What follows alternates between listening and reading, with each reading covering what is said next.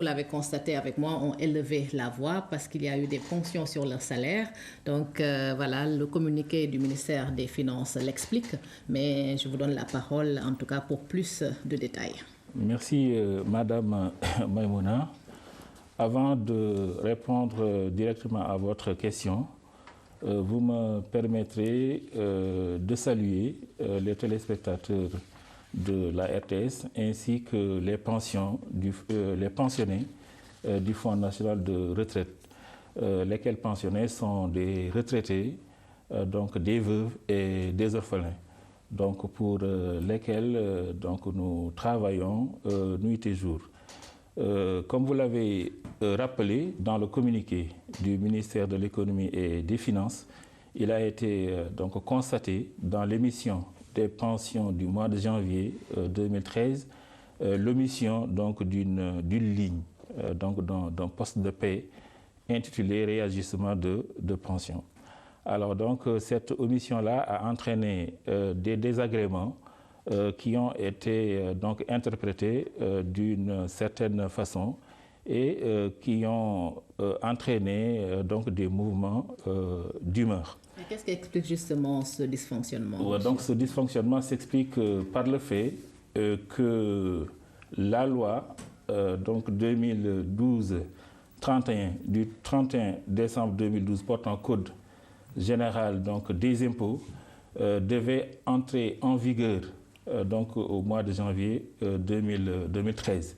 Donc Monsieur le Président de la République, dans sa volonté de combattre donc la pauvreté et d'améliorer les conditions de vie des populations, des travailleurs, donc des pensionnés et des ayants cause, n'est-ce pas, de ces pensionnés lorsqu'ils sont décédés, a instruit donc les services compétents du ministère de l'économie et des finances de mettre en place toutes les dispositions nécessaires pour que cette loi-là donc soit appliquée.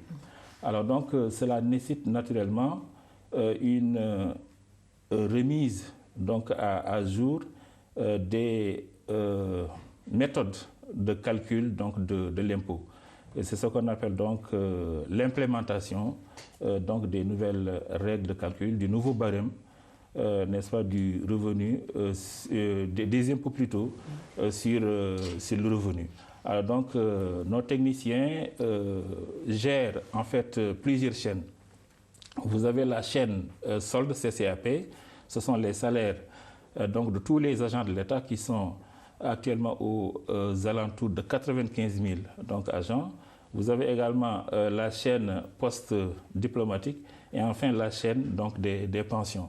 Alors donc, toutes ces chaînes doivent être revues pour que les nouveaux taux d'imposition soient implémentés et rendus effectifs. Mais qu'est-ce qui s'est passé exactement? Oui, ce qui s'est passé, c'est là où je veux en venir.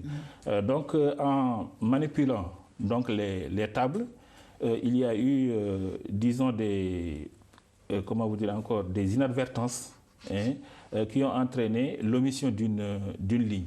Et parce qu'en matière d'imposition, il y a des lignes qui sont assujetties à l'impôt et d'autres qui ne le sont pas. Mais est-ce qu'il n'y a pas de possibilité de vérification? L'erreur est grave. Oui, il y a effectivement des possibilités de vérification, mais ces possibilités se sont orientées vers d'autres niveaux de vérification parce que c'est la première fois donc, dans l'histoire de la gestion de la solde et des pensions qu'une telle erreur, n'est-ce pas, est survenue. Qu'est-ce qu'il y a lieu de faire maintenant? Bon, ce qu'il y a lieu de faire, c'est que depuis ce matin, il y a une task force qui a été mise en place pour redresser la situation, pour rééditer, n'est-ce pas, les bulletins de pension, afin de rétablir la ligne qui a été omise. Et dans les 24 ou 48 heures, le préjudice sera intégralement donc réparé et les ayants droit donc pourront percevoir les montants qui ont été omis. Donc des montants qui varient entre 700 et 10 000 francs. Voilà, les retraités sont mécontents. Quel message vous leur lancez? Bon, ce que nous leur lançons comme message, c'est que nous sommes donc des agents de l'État qui avons vocation donc à mettre en œuvre les directives, n'est-ce pas, des autorités politiques, en particulier des directives du chef de l'État. Et c'est d'ailleurs dans l'accomplissement de ces directives-là que cette inadvertance donc est survenue.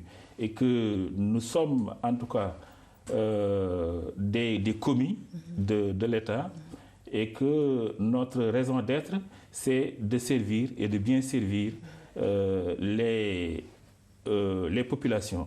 Et en tant que service du ministère des Finances, donc de la solde des pensions et des rentes viagères, nous avons en tout cas le devoir de rendre le meilleur service possible aux usagers, n'est-ce pas, du service public, que nous restons en tout cas ouverts à toutes les réclamations.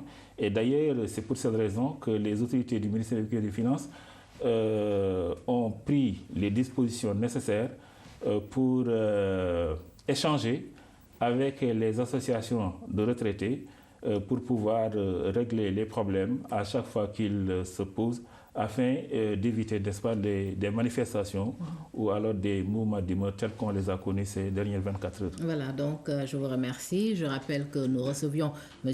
Baël Niang, il est le directeur de la solde, pension et rente viagère au ministère de l'économie et des finances. Il était venu nous parler des dysfonctionnements à propos des pensions de retraite. Merci d'avoir répondu à notre invitation. Merci, madame. L'actualité se poursuit et nous nous rendons au Mali, dominé par ce marché.